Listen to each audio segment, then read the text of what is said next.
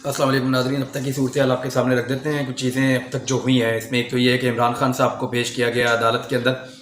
अदालत में क्या पेश किया, उनको जज के सामने पेश किया गया और जजेस को लाया गया था इमरान खान साहब से मिलवाने के लिए। उन्हें गिरफ़्तार करके इमरान खान साहब को पहले नामालूम मुकाम पे पहुंचाया गया, फिर एक और जगह पे, फिर वहाँ पहुंचाया गया और फिर जजेस को वहाँ पे लाया गया और उनके सामने इमरान खान साहब को पेश किया गया। जो खबरें तशद्दुद की आ रही थी कि गिरफ़्तारी के बाद जहाँ ले जाया गया वहाँ पे तशद्दुद किया गया, इस हवाले से कोई तस्दीक नहीं हो सकी और ऐसा लगता है कि वो खबरें गलत साबित हुई। मैं कल भी कह रहा था कि अल्लाह करे ये खबरें गलत हों और ऐसा नहीं होना चाहिए कि साबिक वज़ीर आज़म को गिरफ़्तार करने के बाद उसके ऊपर टॉर्चर किया जाए। और जिस शख्सियत के इमरान खान साहब मालिक हैं, मुझे नहीं लगता कोई इतनी जरूरत करेगा कि उनके ऊपर टॉर्चर करेगा इस नौयत का, उस वक्त के जब वो उनकी हिरासत के अंदर हैं। और इमरान खान साहब रद्द अमल देने वाले आदमी हैं, इतनी आसानी से उन पर टॉर्चर किया नहीं जा सकता, ये चीज़ें ऐसे होंगी नहीं। एक चीज़ यानी तशद्दुद की खबरें बज़ाहिर तो गलत साबित हो रही हैं, लेकिन इमरान खान साहब बताएंगे कि सिचुएशन है क्या। लेकिन जब इमरान खान साहब को गिरफ़्तार किया गया उस वक्त उनके ऊपर स्प्रे भी किया गया जिसकी वजह से उनकी हालत ख़राब हुई। और उसके अलावा जिस तरह उनको मैन हैंडल किया गया, गिरबान पे हाथ डाला गया, कॉलर पे हाथ डाला गया, उनको घसीट कर खड़ा करके ज़ख्मी होने के बावजूद जिस तरह ज़दुकोब करके गाड़ी के अंदर डाला गया, वो तशद्दुद और वो जो सारा कुछ रिपोर्ट हुआ था, जो वकला ने रिपोर्ट किया था, वो इंतहाई गैर मुनासिब था। और पूरी दुनिया के मीडिया के ऊपर ये चीज़ें लगातार उस वक्त से लेकर अब तक चल रही हैं। BBC हो, CNN हो, फॉक्स हो, आलमी मीडिया हो, कोई भी, स्काई न्यूज़ हो, अल जज़ीरा हो, दुनिया के, या तुर्की का मीडिया है, रशिया का मीडिया है, यूरोप का मीडिया है, अमेरिका का मीडिया है, गल्फ़ का मीडिया है, सारी दुनिया इस खबर को दिखा रही है। और इमरान खान साहब की जो तस्वीर बाहर आई है, मुबैना तौर पे कहा जा रहा है कि इमरान खान साहब उस वक्त जज के सामने बैठे हुए थे, तो वहाँ वो बड़े पुरअज़्म दिखाई दे रहे थे, बड़े मजबूत दिखाई दे रहे थे। लेकिन जो लोग इमरान खान को जानते हैं उनको पता है कि ये लोहे के आसाब का मालिक है।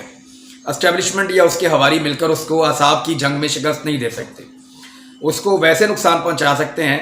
72 साल का आदमी है, वो आपके साथ हाथापाई तो नहीं कर सकता, लेकिन आप उसको वैसे नुकसान पहुंचा सकते हैं। लेकिन आसाब की जंग में उसको हराना तकरीबन नामुमकिन है, वो ऐसे हारेगा नहीं। इमरान खान ने कुछ खदशात का इजहार किया है जज के सामने और अपनी जान को ख़तरा होने के खदशे का इजहार किया है इमरान खान ने एक मरतबा फिर। यानी इमरान खान साहब ने जज के सामने भी कहा है, जो रिपोर्ट हुआ है मुबैना तौर पे, कि मेरी जान को ख़तरा है, इससे पहले भी लोगों को मारा गया है और मुझे भी इस बात का ख़तरा है, मेरे डॉक्टर को बुलाया जाए। डॉक्टर फैसल के बारे में उन्होंने कहा कि उनको यहाँ बुलाया जाए। खैबर पख्तूनख्वा से बहुत बड़ी तादाद में शहरी इस्लामाबाद के अंदर दाखिल हुए हैं, उनके साथ उनके कुछ रहनुमा भी मौजूद थे। इस्लामाबाद के शहरी भी एहतजाज कर रहे हैं, रावलपिंडी की जानिब कुछ काफ़िले पहुँचे हैं, कुछ जा रहे हैं।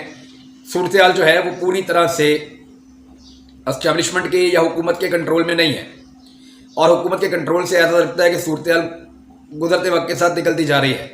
पेशावर में बहुत खौफनाक एहतजाज हुआ है, अभी भी हो रहा है। मालाकंड में एहतजाज लगातार जारी है। खैबर पख्तूनख्वा के तकरीबन हर ज़िले के अंदर बदतरीन एहतजाज हो रहा है, लोगों ने धरने दे रखे हैं। बाजोड़ में एहतजाज हो रहा है और ज़्यादातर धरने जो हैं वो कंटोनमेंट्स के अंदर दिए जा रहे हैं, जहाँ पे कंटोनमेंट्स के या कैंट के इलाके हैं, वहाँ पे लोग ज़्यादा धरने और एहतजाज कर रहे हैं।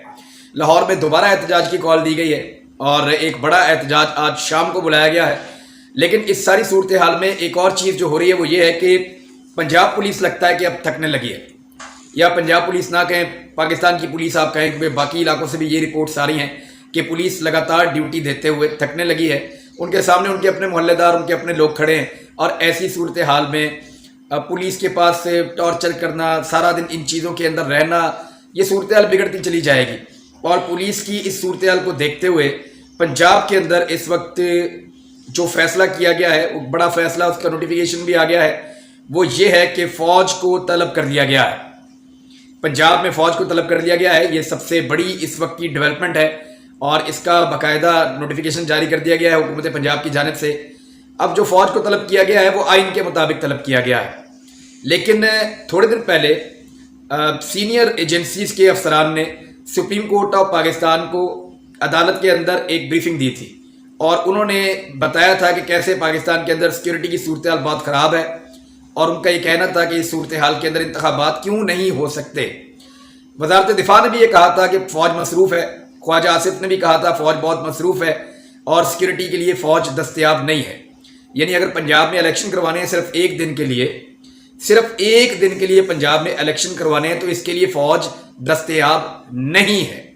لیکن اس وقت انہی حکمرانوں نے پورے پنجاب کو فوج کے حوالے کیا ہے یہ کہتے ہوئے کہ غیر معینہ مدت تک کے لیے فوج یہاں پہ موجود رہے گی. اب کوئی پتہ نہیں ہے کہ کب تک فوج کو یہاں پہ ڈیوٹی کرنی پڑے گی. تو یہ نظام ننگا ہو رہا ہے, سارے ایکسپوز ہو رہے ہیں. عمران خان جب گرفتار نہیں تھا, آزاد تھا, تب بھی وہ سب کو ایکسپوز کر رہا تھا اور بتا رہا تھا کہ سیکیورٹی کا کوئی مسئلہ نہیں ہے, یہ الیکشن سے بھاگنا چاہتے ہیں. فنڈز کا کوئی مسئلہ نہیں ہے, یہ الیکشن سے بھاگنا چاہتے ہیں. مفتاح اسماعیل جو حکومت کے نمائندے ہیں انہوں نے خود کہا کہ فنڈز تو 21 ارب کیا بات ہے, 35 ارب بھی دے سکتے ہیں, پیسوں کا مسئلہ نہیں ہے. اور اب فوج کی تعیناتی پنجاب کے اندر یہ بات بتا رہی ہے کہ فوج کی تعیناتی یا فوج کو سیکیورٹی کے لیے لانا بھی کوئی مسئلہ نہیں تھا. جنہیں اب لایا گیا ہے انہیں پہلے بھی لایا جا سکتا تھا. لیکن میرے خیال میں یہ دانشمندی نہیں ہے. فوج ایک ایسا ادارہ ہے جس سے پاکستان کا ایک رشتہ ہے. پاکستانی لوگ فوج سے بہت عرصے سے پیار کرتے آئے ہیں اور فوج کی قدر بھی کرتے ہیں. اب ادارے کو لوگوں کے سامنے کھڑا کرنا یہ کوئی عقل مندی اور دانشمندی نہیں ہے. میرے خیال میں یہاں پہ لوگ پاکستان عمران خان کو سمجھتے ہیں یا عمران خان اور پاکستان کو جوڑ کے دیکھتے ہیں, اور یہ پاکستان کی عوام کا رد عمل ہے, یہ صرف ایک پولیٹیکل پارٹی نہیں ہے. تو ایسے عوامی رد عمل کے دوران فوج کو عوام کے سامنے لا کر کھڑا کرنا کوئی قربتیں پیدا نہیں کرے گا, کوئی حالات کی بہتری کا باعث نہیں بنے گا. لیکن اس وقت طاقت سے چیزیں کنٹرول کرنے کی کوشش کی جا رہی ہے. کب تک کنٹرول کیا جا سکتا ہے اس کے بارے میں کچھ کہا نہیں جا سکتا, ڈیپینڈ کرتا ہے پاکستان کے لوگوں کے اوپر. میری تھوڑی دیر پہلے فواد چودھری صاحب سے بات ہوئی ہے. فواد چودھری صاحب کو گرفتار کرنے کے لیے سپریم کورٹ کے باہر پولیس سے بڑی تعداد میں موجود ہے, CTT کا عملہ بھی ہے, باقی لوگ بھی وہاں موجود ہیں. جبکہ اسلام آباد ہائی کورٹ نے منع کر رکھا ہے کہ فواد چودھری کو گرفتار نہ کیا جائے. اور فواد چودھری سے جب میں نے بات کی تو انہوں نے مجھے بتایا کہ ان کے ہاتھ میں عدالت کا آرڈر ہے جس کے مطابق انہیں یہاں گرفتار نہیں کیا جا سکتا. تو میں نے ان سے پوچھا کہ کیا آرڈر کی تعمیل ہو رہی ہے عدالت کے, انہوں نے کہا وہ تو پھر نہیں ہو رہی, یہ تو چیزیں تو ایسے ہی چل رہی ہیں. تو اب ایسا ہے کہ فواد چودھری صاحب باہر نکلیں اور انہیں گرفتار کر لیا جائے تو عدالت کی ایک اور توہین ہو جائے گی. اور اسلام آباد ہائی کورٹ اس وقت گرفتاری دینے کے لیے یا گرفتار کرنے کے لیے ایک سب سے بہترین جگہ بنی ہوئی ہے, کیونکہ اسد عمر کو بھی اسلام آباد ہائی کورٹ کے اندر سے گرفتار کر لیا گیا ہے, not out side the court but in side. یعنی اس کو بھی, اسد عمر کو بھی گرفتار کیا گیا اسلام آباد ہائی کورٹ میں سے.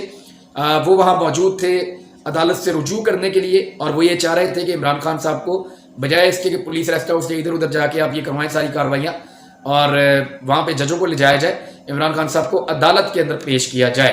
لیکن کل تک جو عدلیہ زور لگاتی تھی کہ ہر حال میں لے کر آؤ, عمران خان کو ہر حال میں لاؤ اور لا کر عدالت میں پیش کرو, آج وہ عدلیہ اس کے اوپر خود جا کر عمران خان صاحب کی جو ہے وہ وہاں پہ کیس کو سن رہی ہے. عثمان ڈار, ان کے گھر کے اوپر اٹیک کیا گیا, ان کی بیگم کو مارا گیا ڈنڈوں کے ساتھ اور تھپڑوں کے ساتھ, اور ان کو گرفتار بھی کر دیا گیا, بعد میں رہا کیا گیا. عثمان ڈار کی بوڑھی والدہ ہیں اور ان کے اوپر حملہ کیا گیا, انہیں دھکے دیے گئے اور اس قسم کی صورتحال ہوئی ہے. اور عثمان ڈار کے گھر کا اگر آپ مناظر دیکھیں تو آپ کو آئیڈیا ہو جاتا ہے کہ یہ جو اٹیک کیا گیا پولیس کی جانب سے یہ کوئی گرفتاری کے لیے نہیں تھا, یہ شاید بدلے کے لیے تھا. ایسا لگتا ہے کہ انہوں نے حملہ کیا اور نقصان پہنچانا ایک مقصد تھا. جس طرح عثمان ڈار کے گھر کو چاروں طرف سے توڑ دیا گیا ہے, اس کے گھر کے اندر تمام سامان توڑ دیا گیا ہے, الماریاں توڑ دی گئیں, برتن توڑ دیے گئے, فریج, AC, ہر چیز کو تباہ کیا ہے. تو یہ اس طرح کی صورتحال دیکھتے ہوئے تو صاف اندازہ ہوتا ہے کہ یہ ایکچولی گرفتاری نہیں تھی, یہ خواجہ آصف صاحب کے حصے کا غصہ ہے جو اتارا گیا عثمان ڈار کے خلاف. عمر چیمہ کو بھی گرفتار کر لیا گیا ہے, اسد عمر کو بھی گرفتار کر لیا گیا ہے, قاسم سوری کی اہلیہ جو ہیں انہیں بھی گرفتار کر لیا گیا ہے, اور دیگر لوگوں کی گرفتاریوں کے لیے چھاپے مارے جا رہے ہیں. ملک کی تمام اہم ترین شاہراہیں بند ہیں, ملک کے اندر انٹرنیٹ بند ہے, اور انٹرنیٹ کی بندش کو کھولنے کے لیے بھی عدالتوں کے اندر پٹیشنز دائر کی گئی ہیں, اور یہ کہا جا رہا ہے کہ انٹرنیٹ کو تو کھولا جائے, یہ انسانی حقوق کے اندر شامل معاملہ ہے اور لوگوں تک انفارمیشن کی رسائی جاری چاہیے. انٹرنیٹ بند کرنا پاکستان کے اندر کوئی دانشمندی نہیں ہے, انٹرنیٹ کو بحال کروایا جائے اور گرفتاریوں سے روکا جائے, یہ عدالتوں سے رجوع کیا جا رہا ہے. فواد چودھری سے جب میری بات ہو رہی تھی تو انہوں نے کہا کہ اس وقت جو معاملات ہیں وہ عوام کے ہاتھ میں, ہم تو کچھ کر نہیں سکتے, ہمیں تو پیغامات دینے کے لیے بھی اس وقت انٹرنیٹ میسر نہیں ہے, ہم لوگوں سے رابطہ بھی نہیں کر پا رہے, اور ٹی وی چینلز ہماری بات سنوا نہیں رہے. اچھا, ٹی وی چینلز کو میں نے پیٹرن نوٹ کیا کیونکہ میں پچھلے 15-16 سال سے ٹی وی چینل کے ساتھ کام کر رہا ہوں. میں نے نیوز روم میں بیورو چیفز کے ساتھ, بیورو رومز کے اندر, نیوز روم میں, فیلڈ کے اندر, کیمرہ مین کے ساتھ بھی ایون, اور میں نے دفتر کے اندر جو اسائنمنٹ ڈیسک ہوتے ہیں وہاں تک بیٹھ کے کام کیا ہے. تو میں نیوز چینل سے جڑی ہر چیز کو جانتا ہوں اور مجھے آئیڈیا ہے کہ نیوز چینلز کے ان پٹ اور آؤٹ پٹ کیسے کام کرتے ہیں. میں صبح تمام ٹی وی چینل کو سکرول کر رہا تھا اور کوشش کر رہا تھا جس جگہ میں موجود تھا یہ جاننے کی کہ ٹی وی چینلز پہ کیا چل رہا ہے. تو تمام ٹی وی چینلز ایک خاص پیٹرن کے ساتھ چل رہے تھے. اس کو ٹی وی چینل کی زبان میں کہتے ہیں رن ڈاؤن. وہ جو رن ڈاؤنز بنتے ہیں نا ٹی وی چینل کے، ان کے مطابق خبریں چلتی ہیں کہ پہلے یہ خبر، پھر یہ، پھر یہ، پھر یہ، پھر یہ.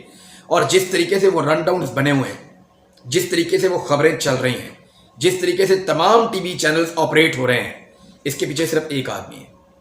میں صرف آپ کو یہ بتاؤں گا کہ میں اس کا نام تو نہیں جانتا، لیکن ایک آدمی تمام ٹی وی چینلز کو کنٹرول کر رہا ہے. یہ بات بالکل ثابت ہو جاتی ہے. ٹی وی چینل میں کام کرنے والا کوئی آدمی بھی ایک نظر دیکھے گا، اسے پتہ چل جائے گا. چاہے وہ اے آر وائی ہے، چاہے وہ بول ٹی وی ہے، چاہے وہ جیو ہے، چاہے وہ سما ہے، چاہے وہ 24 ہے، چاہے وہ آج ہے، دنیا ہے، کوئی بھی ٹی وی چینل ہے. میں نے سب کو دیکھنے کے بعد یہ انالیسس قائم کیا ہے کہ ان تمام ٹی وی چینلز کو کوئی ایک طاقت یا ایک شخص کنٹرول کر رہا ہے اور ایک ہی پیٹرن کے ساتھ تمام ٹی وی چینلز کو چلایا جا رہا ہے. تو اس قسم کی فسطائیت اس وقت پاکستان میں ہے. دنیا بھر کے اندر احتجاج ہو رہا ہے. دنیا بھر کے اندر انسانی حقوق کی تنظیمیں اور عالمی سطح کے جو سیاسی رہنما ہیں وہ اب آوازیں اٹھانا شروع ہو گئے ہیں کہ پاکستان میں ہو کیا رہا ہے. عمران خان صاحب کے اوپر جس یونیورسٹی کا کیس بنایا گیا، ذرا اس کے مناظر بھی سوشل میڈیا پہ آ چکے ہیں، لیکن سوشل میڈیا پاکستان میں بند ہے. کب تک بند رکھیں گے؟ زیادہ دیر بند رکھ نہیں پائیں گے. پولیس تو تھکنا شروع ہو گئی ہے، پولیس پیچھے ہٹنا شروع ہو گئی ہے، اور اب دیکھنا یہ ہے کہ فوج کے ذریعے سے کیا کرنے کی کوشش کرتی ہے موجودہ امپورٹڈ حکومت. اب تک کے لیے اتنا ہی. اپنا خیال رکھیے گا، اپنے چینل کا بھی. اللہ حافظ.